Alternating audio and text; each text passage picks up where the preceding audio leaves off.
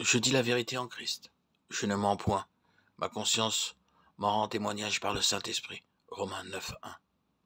L'Esprit lui-même rend témoignage à nos esprits que nous sommes enfants de Dieu. Romains 8, 16. La plus grande gloire de Dieu est sa sainteté.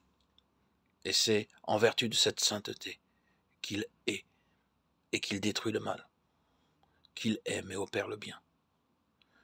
Chez l'homme, la conscience agit de même. Elle condamne le péché et approuve ce qui est bien. La conscience est ce qui reste de l'image de Dieu en l'homme.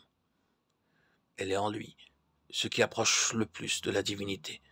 Elle est le gardien de l'honneur de Dieu au milieu des ruines de la chute. Il en résulte que c'est par la conscience que doit toujours commencer en lui toute œuvre de rédemption divine. L'Esprit de Dieu est l'esprit de sa sainteté, et la conscience est une étincelle de cette sainteté divine.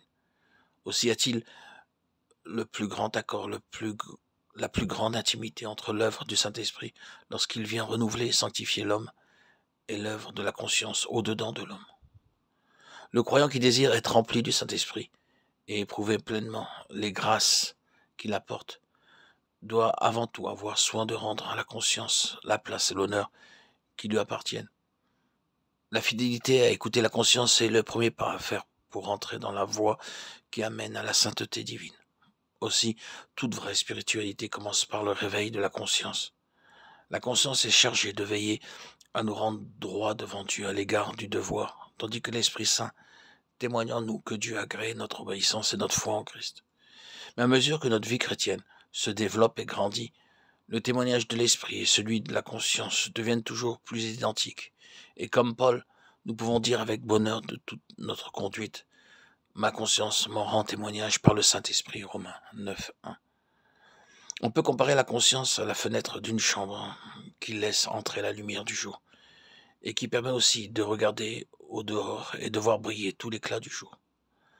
Notre cœur est la chambre intérieure où demeure notre vie, notre moi, notre âme, avec toutes ses facultés et ses affections. Sur les parois de cette chambre se trouve écrite la loi de Dieu. Même chez les païens, cette loi reste en partie lisible, qu'elle soit très obscurcie et défigurée. Chez le croyant, le Saint-Esprit vient l'écrire de nouveau en lettres lumineuses. Un peu ternes au commencement, elles deviennent toujours plus distinctes et plus brillantes à mesure qu'elles sont mieux éclairées de la lumière qui entre. Tout péché commis est aussitôt signalé et condamné par cette vive lumière, et si le péché n'est pas immédiatement confessé et pardonné, il laisse une tache qui souille la conscience. Rien n'est pur pour ceux qui sont souillés et incrédules. Leur intelligence et leur conscience sont souillées. Tite 1,15.